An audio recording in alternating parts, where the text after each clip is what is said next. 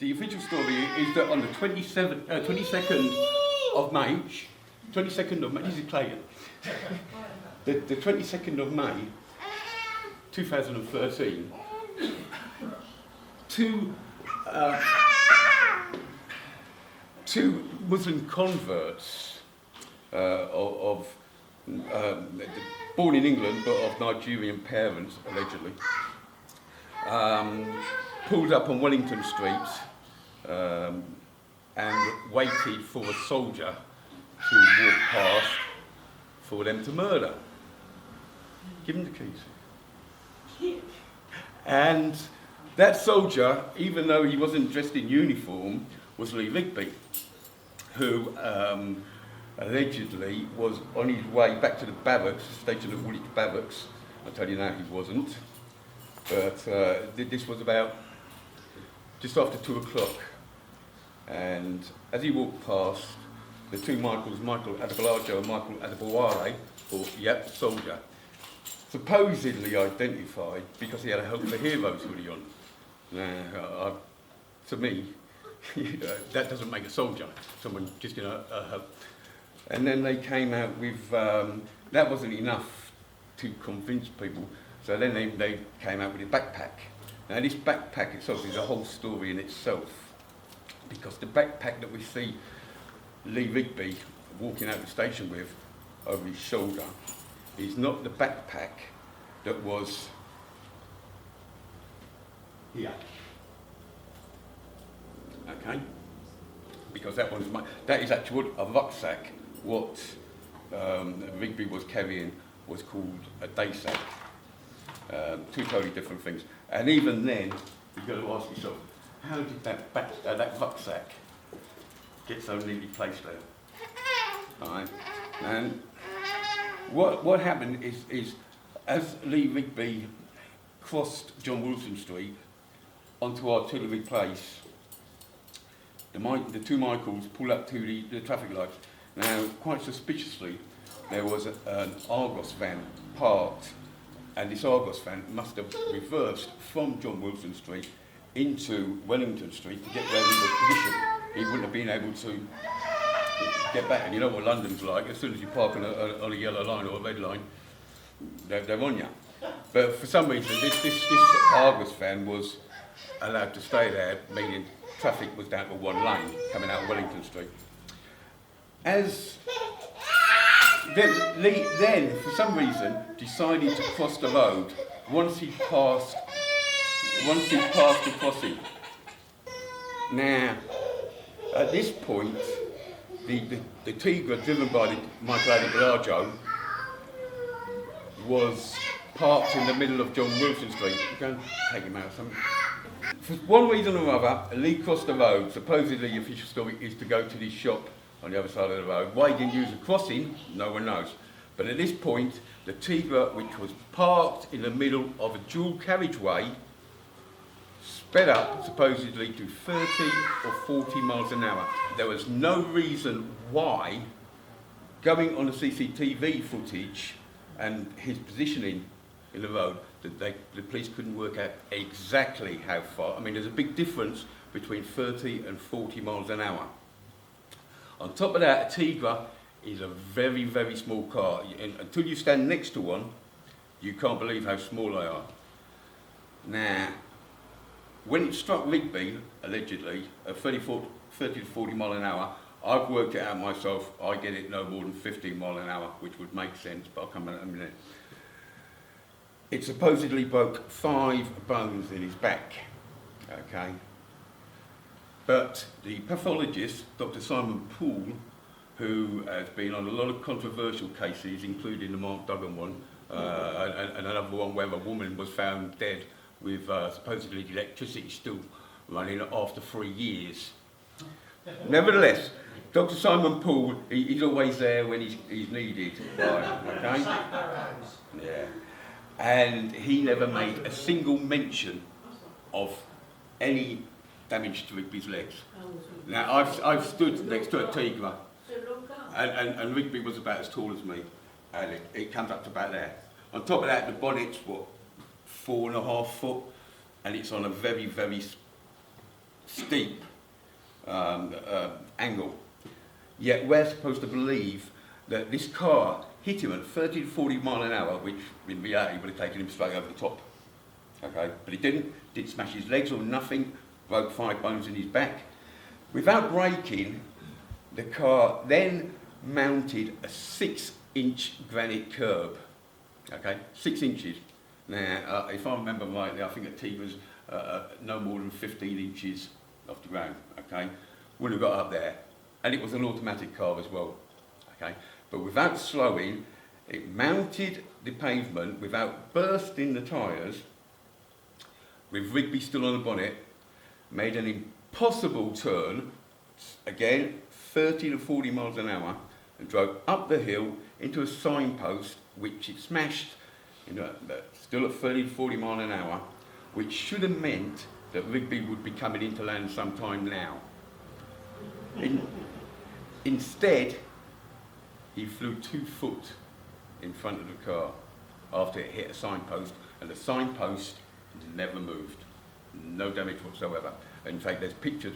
People say, oh, yeah, there's some scratching on there, but you can look at pictures on Google Maps, and that scratching was there before that day. Okay.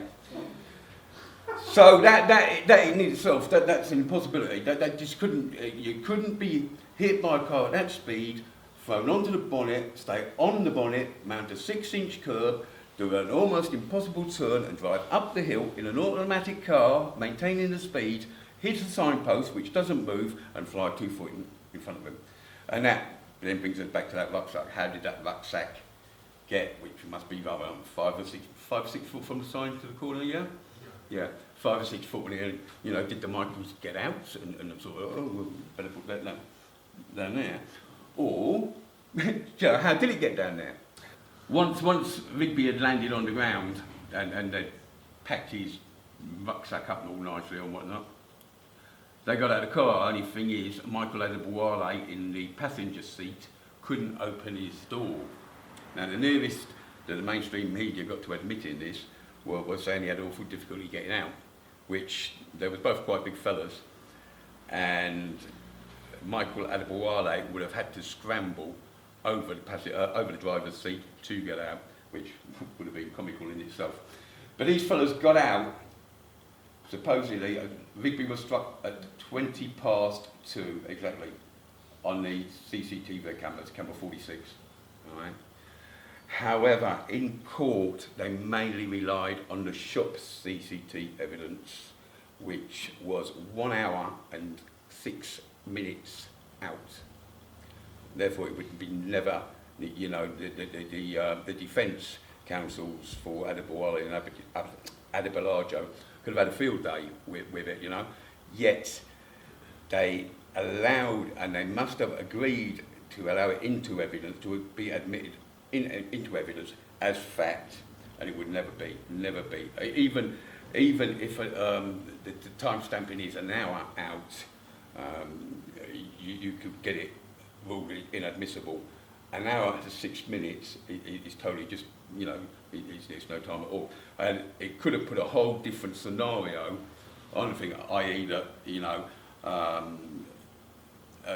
the murder could have taken place or 1:26 p.m. as opposed to 2:20 p.m. It gets awful confusing, and I say the defence counsel could have had a field day with this, but they let it go. Now, 1 hour and 6 minutes.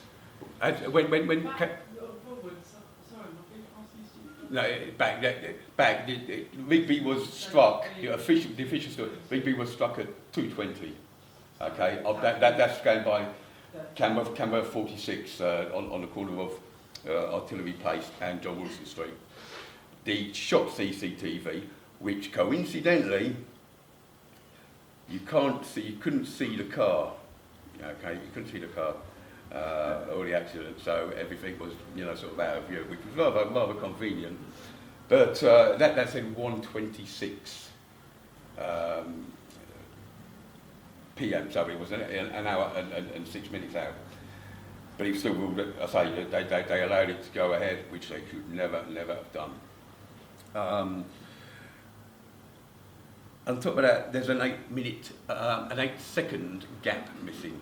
Now, we are told by very cleverly worded stories in the MSN that the jury saw Rigby struck by the car. They never did. Never. That film doesn't exist. And for some reason, there's an 8-second gap in which time, supposedly, Rigby was struck, the car mounted the pavement, came up. So that would have taken at least, 5 seconds, but easily, from the road to crashing at the sign. So that means that when the film starts again, at 1:26:08,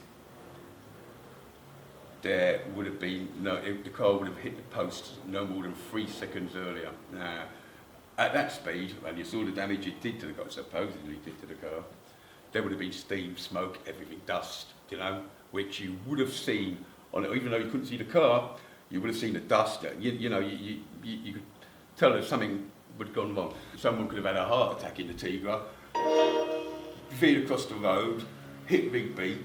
First thing you'd do, until you knew any different, you'd be over there to see what you could do. And on your phone, 999. But not the case, they just had watched it.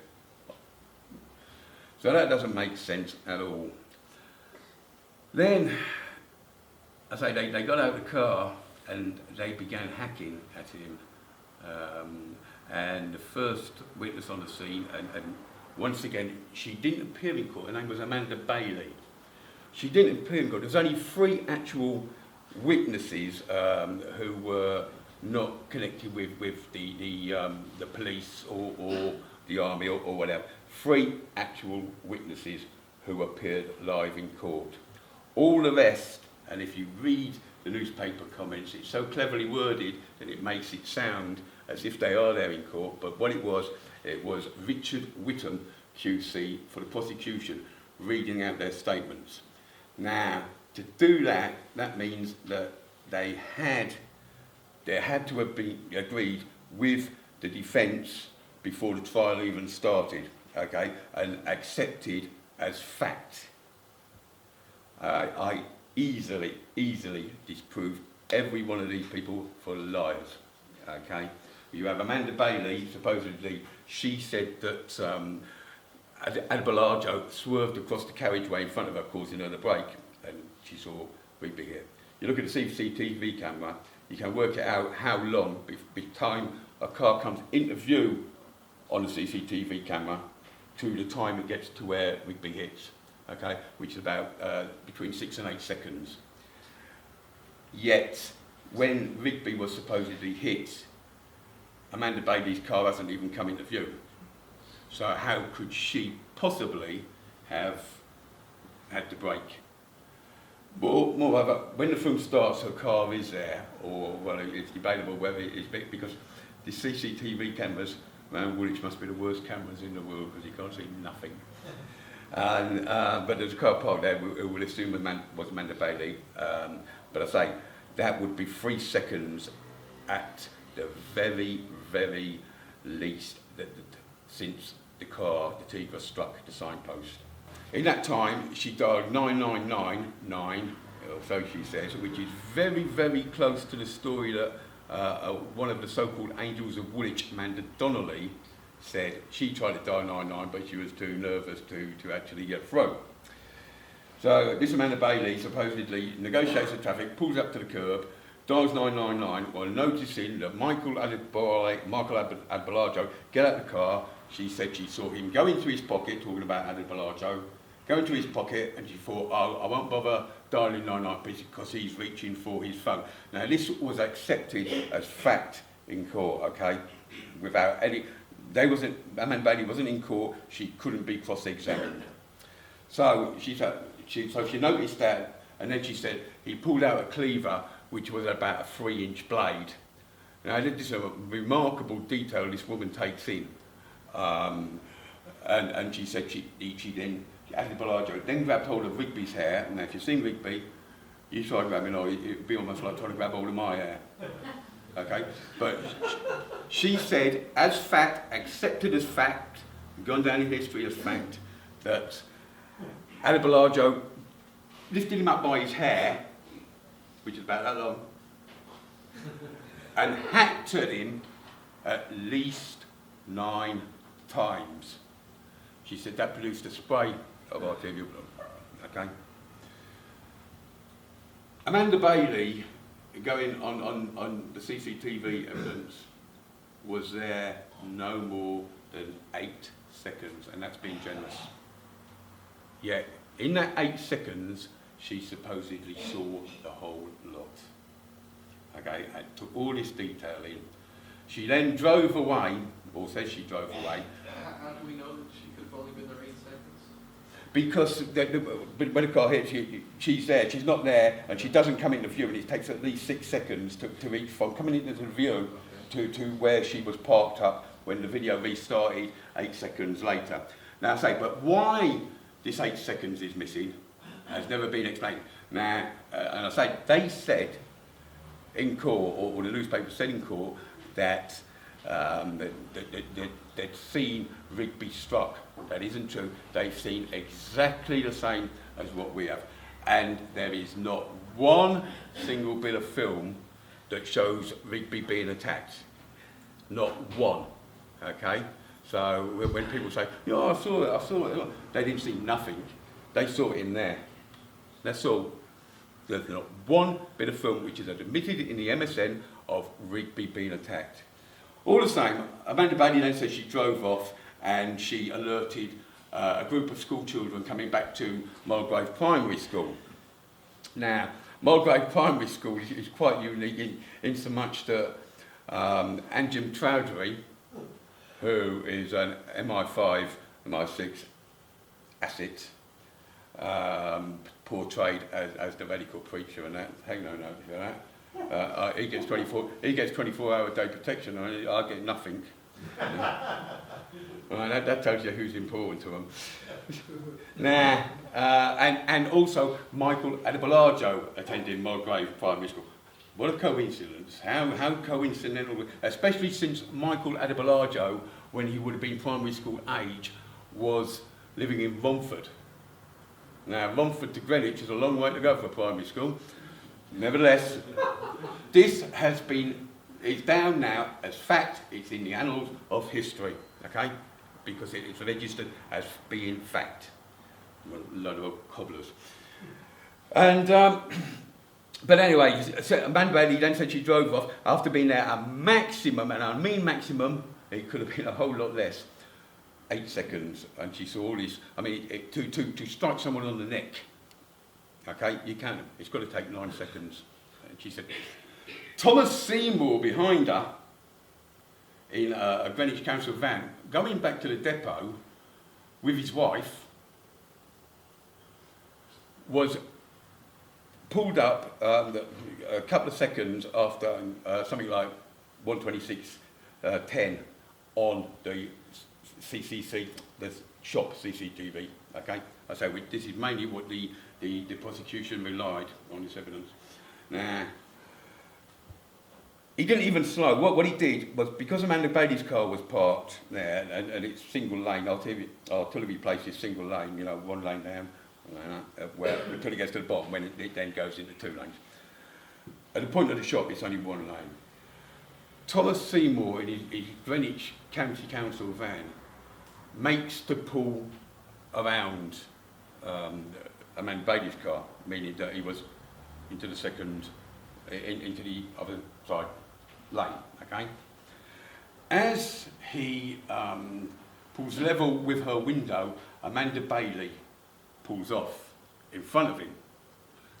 Now, the whole of that video, and it's not particularly long, 2 minutes, but I've taken it frame by frame.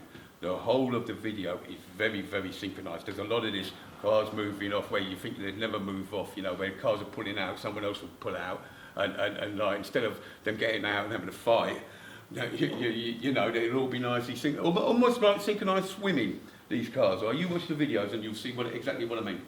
But as Thomas Seymour, which is a good name, Seymour, although S-E-Y-M-O-U-R, it should be S-E-E-M-O-R-E, because he had a statement read out as fact at the Old Bailey on the first day of the trial. Now, the trial didn't actually start until the 29th. It was due to start on the 18th of November. I know that's my daughter's birthday. It didn't actually get underway with the jury sworn in until the 29th. And in fact, the whole thing, where there was listening to evidence and whatnot, was no more than 9 days. The whole trial started to finish, okay? But although the trial lasted long, because the first 11 days was taken up with legal arguments, or so we're told. Okay? Now, Thomas Seymour also had his witness statement read out in court by Richard Whittam QC. Again, the papers made it sound like he was there, but he wasn't.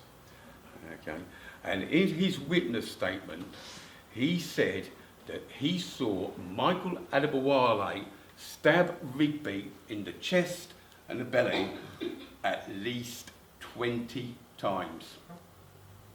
And he did this without slowing, coming into view, and he saw this in about 3 seconds. That would be the maximum, and he would have been concentrating on the road, even though he had to pull over to the other carriageway, and that's a busy road, there could have been something coming the other way easily. But he testified that he saw Rigby stabbed by Adebowale at least 20 times. Absolutely impossible. We're calling Lee Rigby a true hero. Why? If the official story is to be believed, he was a private for 7 years. Now, you go on the Army website and they will tell you after 3 years you should make corporal. After 6 years, you should be looking at making a sergeant. Okay? Rigby, after 7 years, was a private. Yet he's meant to be this brilliant soldier. Okay? Now, not only that, he was coming back. I mean, they must have flexi time in the Army now, because he was coming back to go to his barracks where he didn't live. It would be funny if I tell you, it would be hilarious if it wasn't so tragic. At 2:20 in the afternoon, so like they do 4 hours work. On top of that, he'd come back from where he'd been helping out at a wedding fair. Okay? I thought it was at the Tower of London. Yeah, a wedding fair, helping out at a wedding. It's in the back, and Amy West said it herself. And Amy West says, now Amy West, you all know who Amy West is. Amy West is, or was, supposedly Lee's fiancée. Oh, right. Yet she is an out-and-out liar. Okay? Without a doubt, she is a liar. Because she is, supposedly, when Rigby was killed, she was supposedly in Afghanistan in her capacity as a military policewoman, a red cap. Okay? At the same time, where this hero, or this man was being betrayed a true hero, who must have been at best a potato peeler, we had his parents, and his estranged wife sitting together, and his estranged wife pretending to cry without a tear in her eye, telling the world that Lee was coming to see her and his boy Jack the weekend after he was killed, supposedly, so as they could get back together. At the same time, and in the same articles, Amy West, his fiancée, is being mentioned. Okay? So that at best puts him as leading one of them on, if not both. If what they say is to be believed.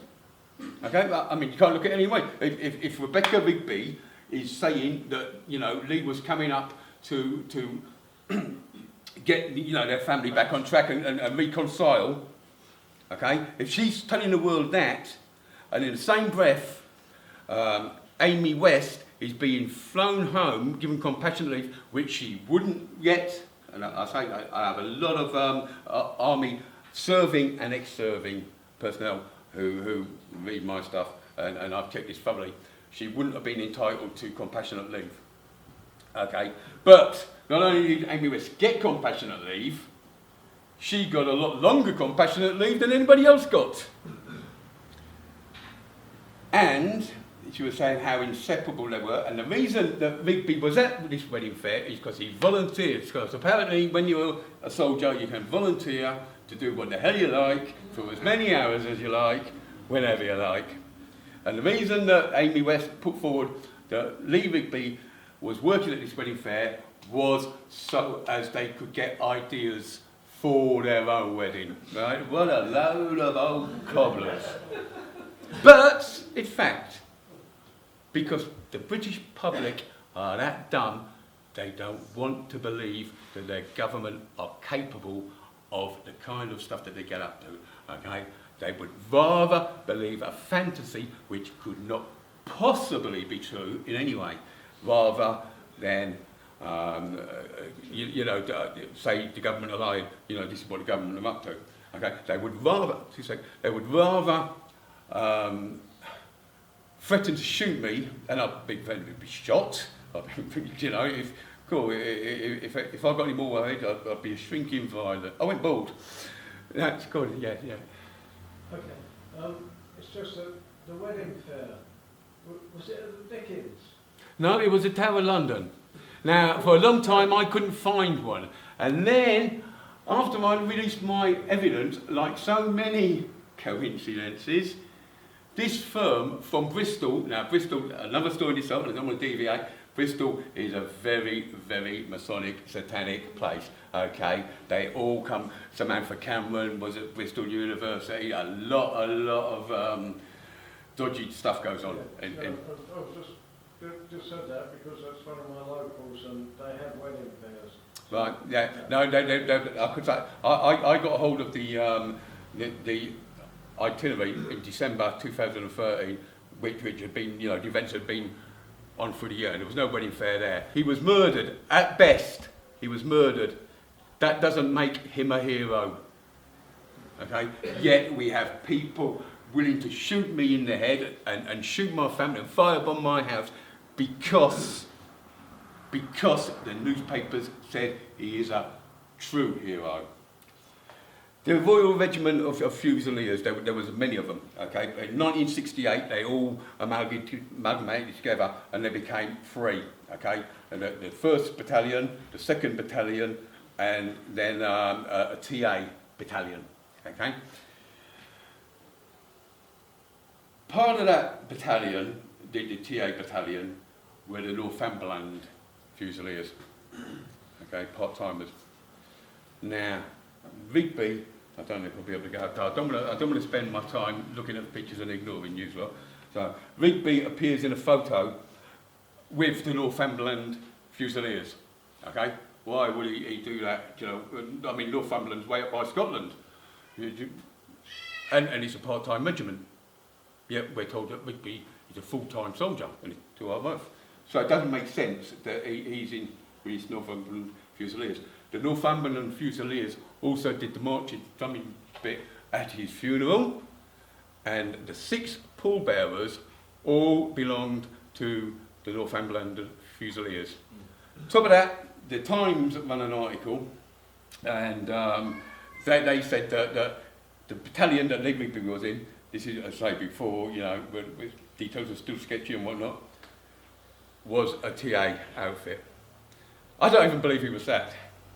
Okay, because I've also got crosses where he's a best in peace, Lee Rigby, true hero. The Lancashire Fusiliers. Lancashire Fusiliers was disbanded in 1968. They're no more. Okay, so he did well there. I believe it was a cadet.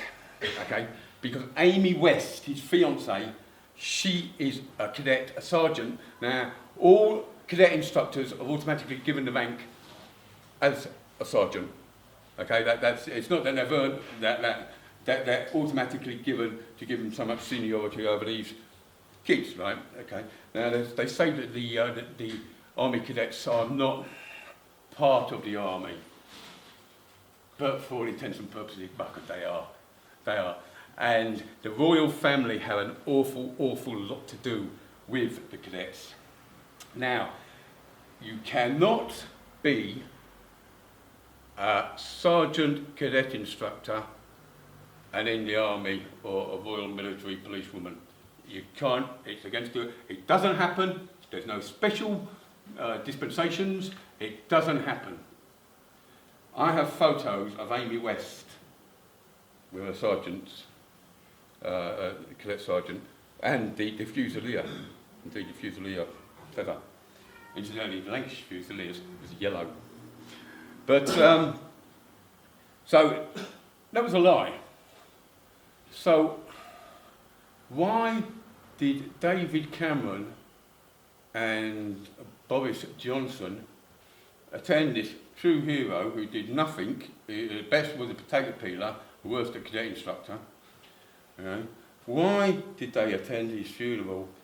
Why did they not know? And she was in full military police dress uniform, surrounded by dignitaries, and she was also also shadowed by a fellow called Peter Sparks, or to be more precise, Detective Inspector Peter Sparks.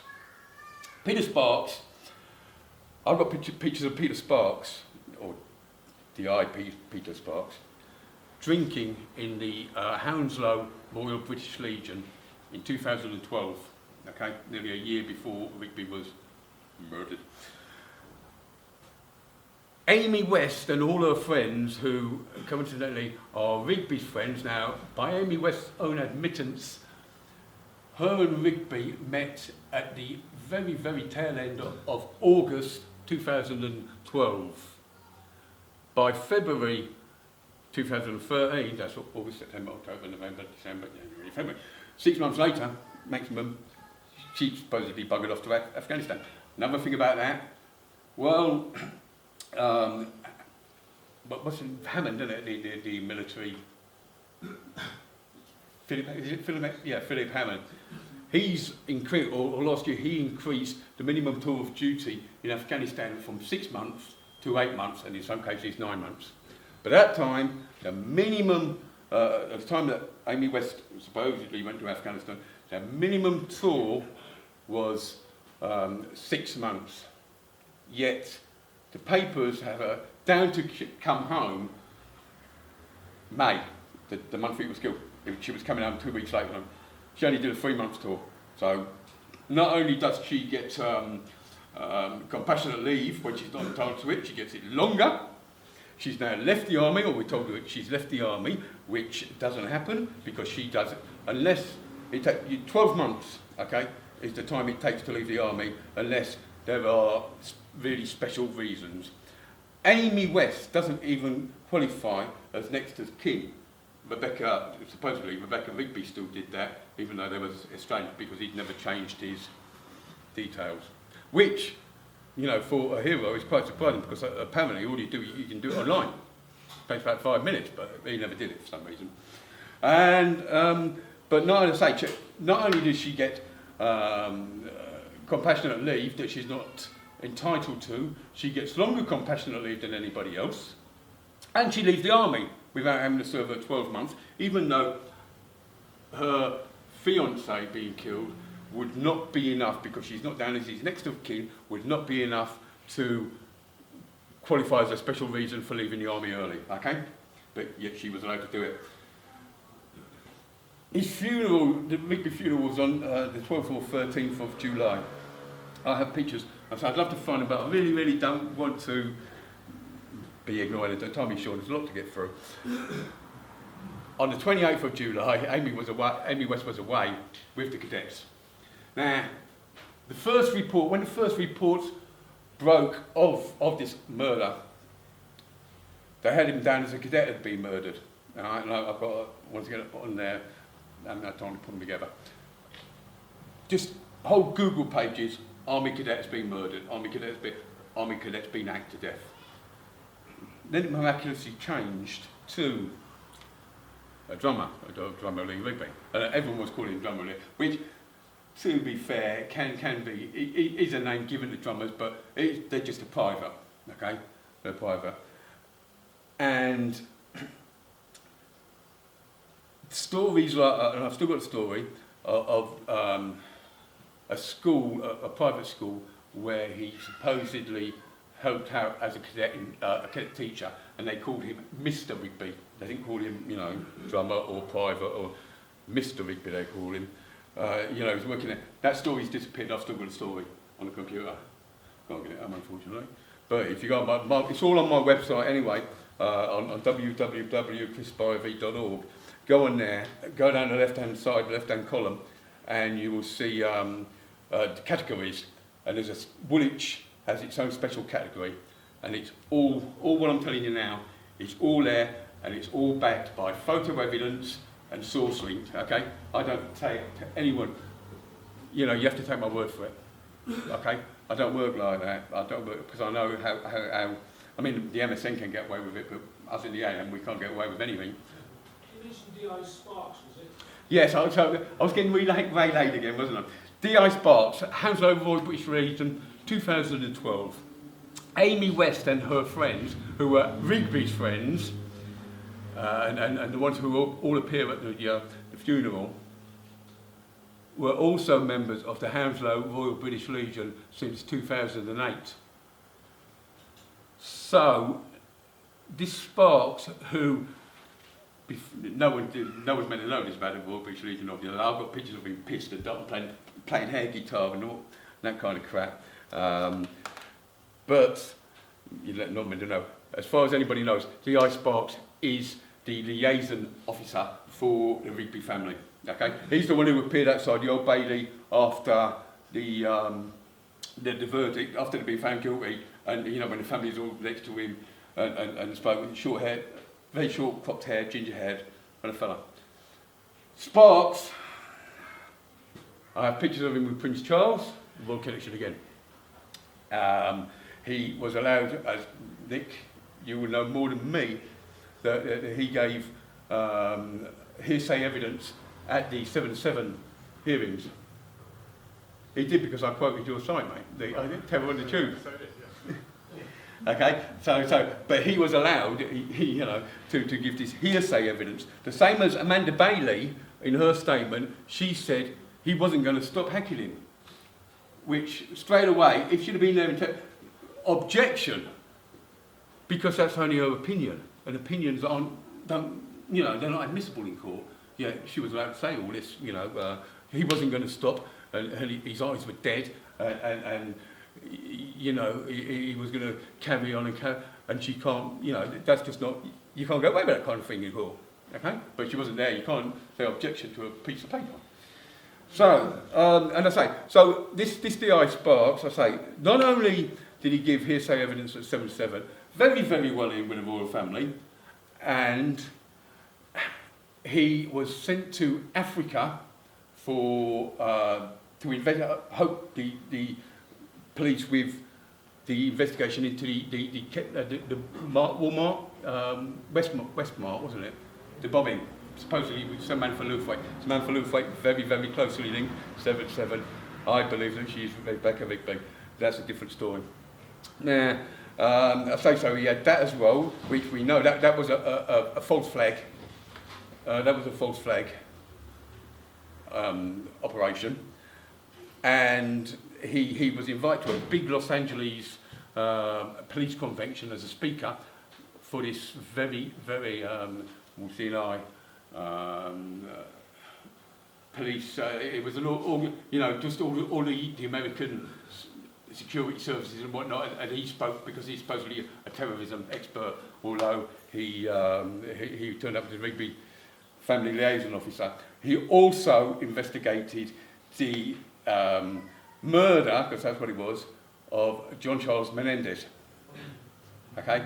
So every single dodgy case that there has been, Peter Sparks has been there. There's no way that Peter Sparks could not have known Amy West and her friends before, you know, he must have known them before the murder of Rigby. Because Amy West said she was inseparable.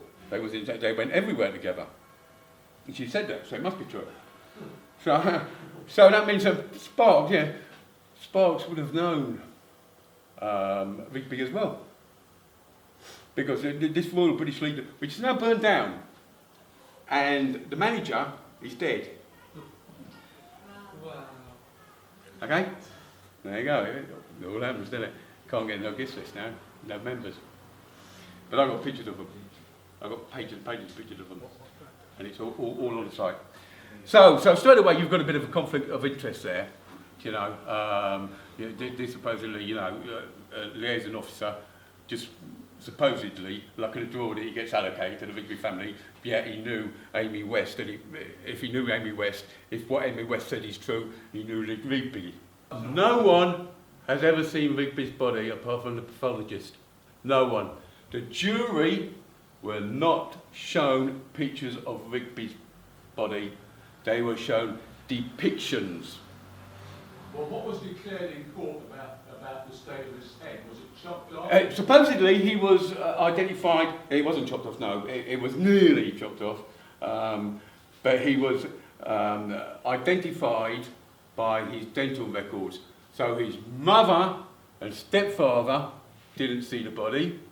The jury, who are normally shown photographs, autopsy and pathologist photographs, they only saw depictions, which could have been a drawing or an equivalent. They did not see Rigby's body.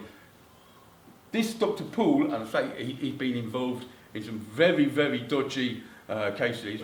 Sorry, can I stick with just the physical stuff for a minute? Not the people, because so they're saying that his head was actually on his shoulder. His head wasn't chopped off, he wasn't beheaded. How does that match the kind of pictures of him on the ground? I mean, is that well, he's got his hood up. Now, how could he have his hood up? He had his hood up, so, but was his body a bit shorter than it should have No. been? No, that wasn't even a body though. I've got pictures of being kicked into place. It was a body, it was a real person at some stages for the close-up shots.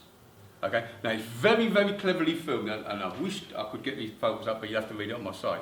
Because what happens, one of the so-called Angels of Woolwich, Gemini Donnelly, okay, the daughter of Amanda Donnelly, she disappears. She's meant to be with the body all the time, but she disappears, and what she's doing, she's a crowd control. Now, it was filmed from the bus, and it was filmed from the flats, and there was close-up films. And what Gemini Donnelly was doing, and I've got the photos to prove it, is when it was being filmed, Gemini Donnelly was positioned outside the shop. You know, you do all know where the shop was, yeah? Okay. When it was being filmed from across the bus side of the road, Gemini Donnelly would go, and the actors would all go to one side. This is why, in certain pictures, and you can get stills off of the video, if you can, and I've gone through frame by frame all of the videos.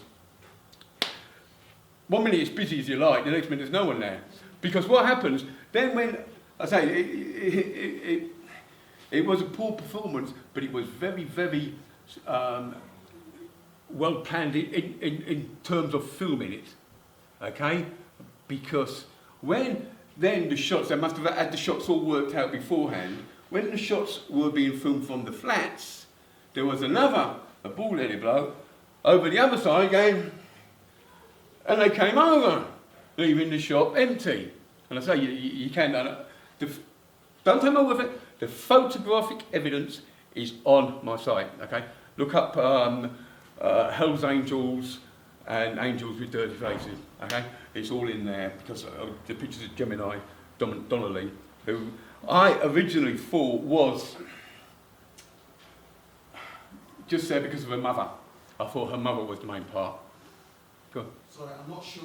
You said the mother's name is Amanda. Amanda Donnelly. Who is she then? I've not... She's one of these. So originally there was 3 Angels of Woolwich. Amanda Donnelly. Now, Amanda Donnelly, the mother, is the one who is seen on the ground, supposedly stroking Rigby's body. Right? Once again, a woman stroking this body that's been practically beheaded and needed identifying by his dental records. Stroking it. No blood on her, nothing.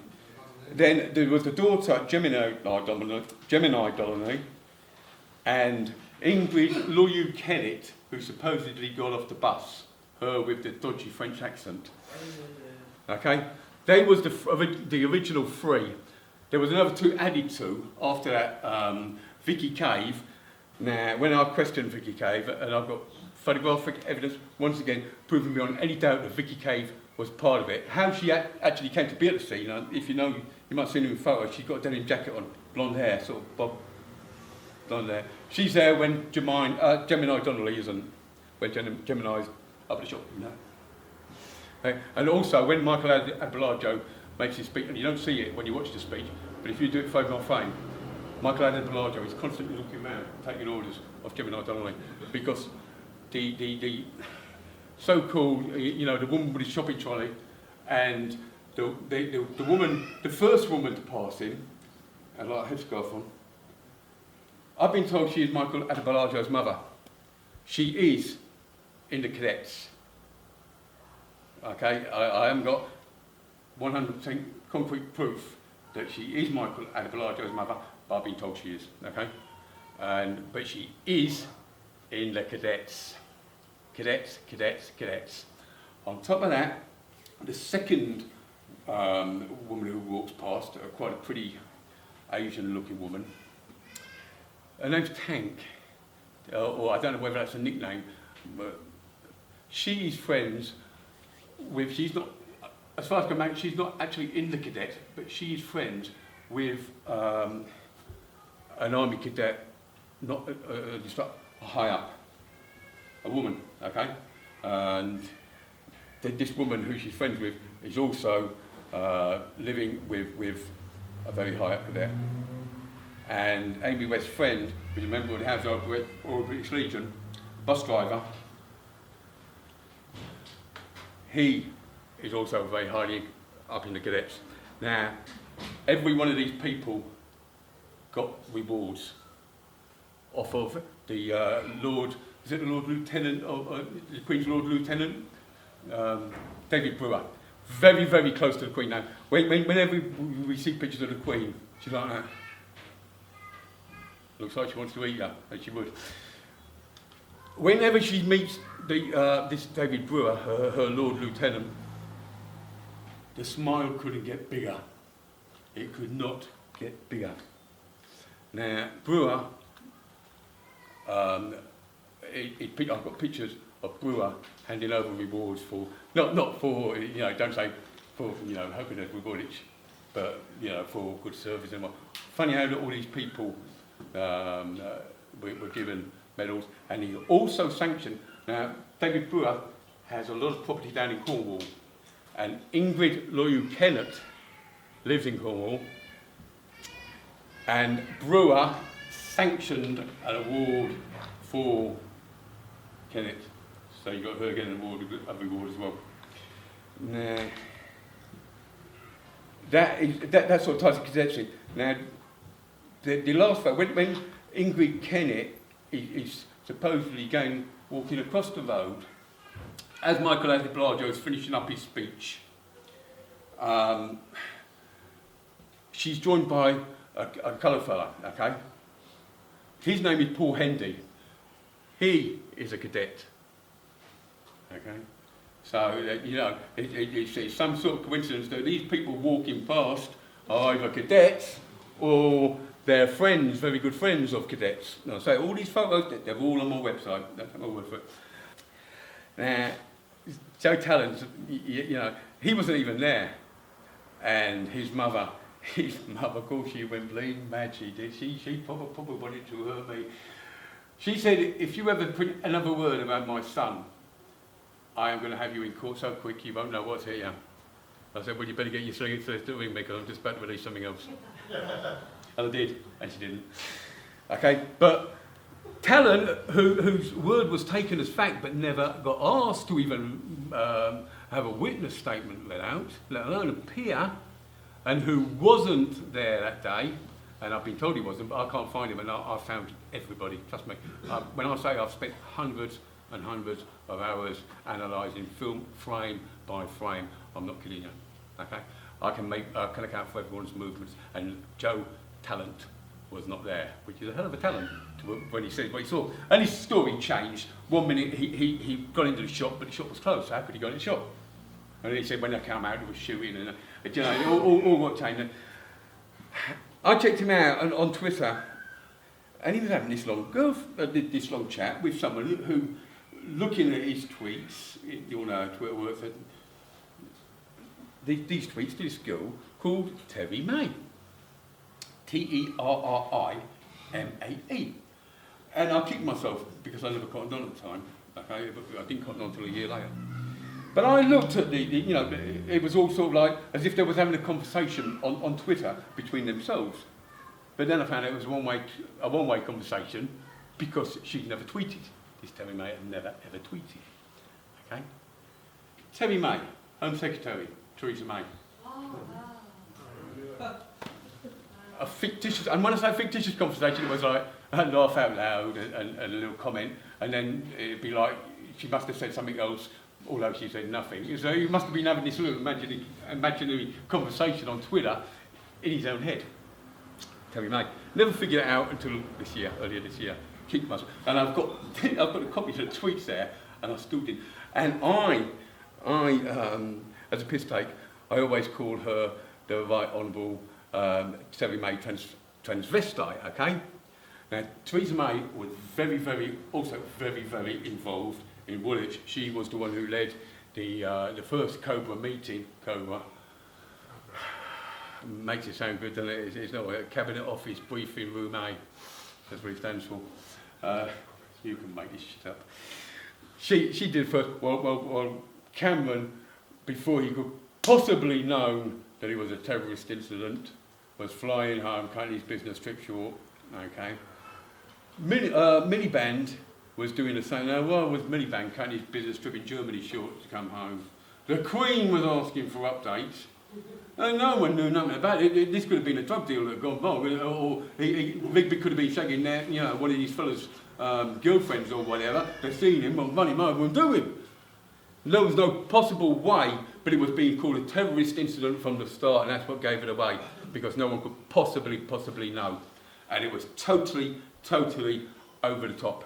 Now, the thing is, neither of the Michaels were charged with a single terrorist offence. Okay? Yet, no, there wasn't. They was charged for murder.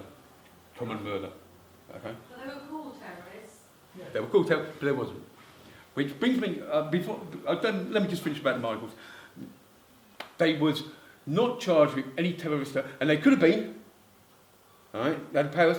They said in the early days that they was being interviewed by the special terrorist police, whatever, do you know. I hope they're better than what Andy Redwood is. Terrorism director. Yeah. But they wasn't charged with any terrorist offence. They was charged for normal murder. Okay. In his summing up, Judge Sweeney, who was also the judge at Rolf Harris's trial, who also allowed Rolf Harris to not be prosecuted for child pornography, and we're talking about thousands and thousands of images, okay, and that there was an injunction out on that, because I didn't know about the injunction, but yeah, they're talking about, he was up in court for this historic abuse from the 80s, 70s, whatever, yet these child pornography images were from a year ago, and there was a lot of them. And you know, when he was being, when the hearings, the pre-hearings, you know, it was being, you know, he was up on discharge for molesting, you know, touching this girl, touching her, and these child porn images. When he came to trial, no, I thought, well, why didn't I mention it? Why isn't I mention? And then I got tired, and I got the proof, because there's a site called UK Pedos.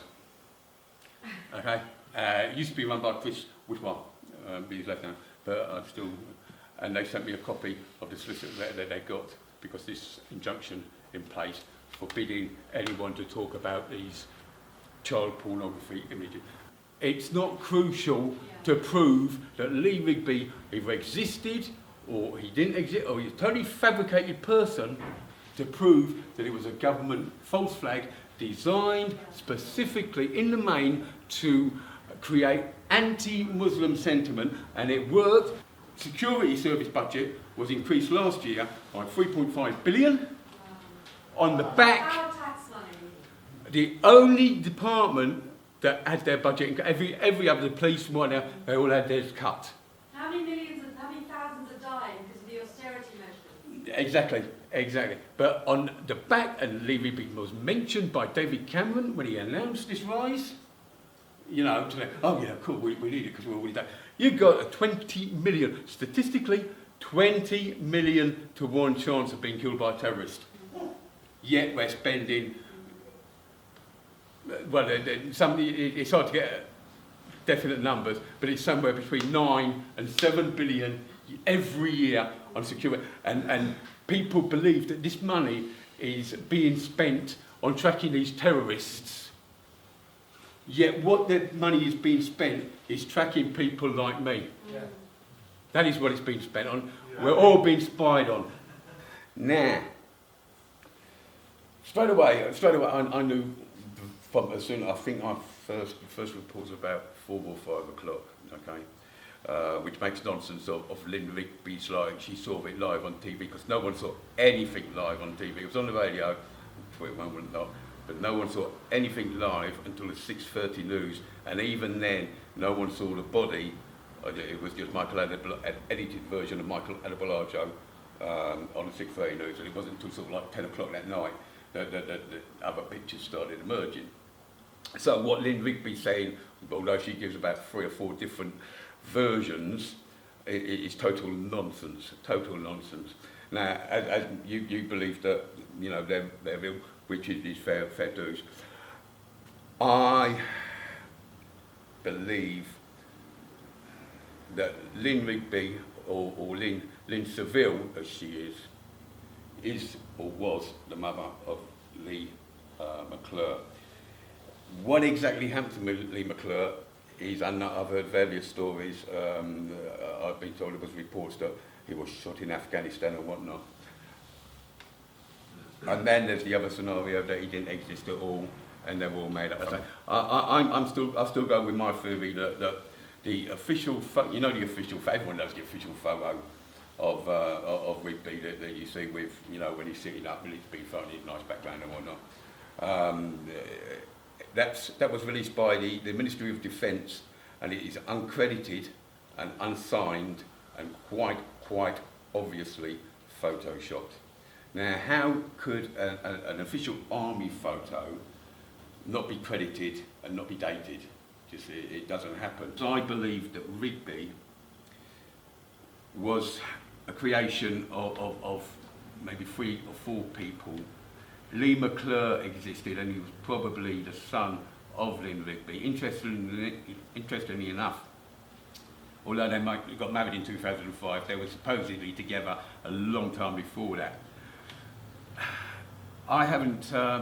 I've seen a wedding certificate for them, Ian Rigby and Lynn Seville, but Ian Rigby didn't appear on the electoral roll as living at Burnside Crescent until 2011, and even then it was only for 1 year.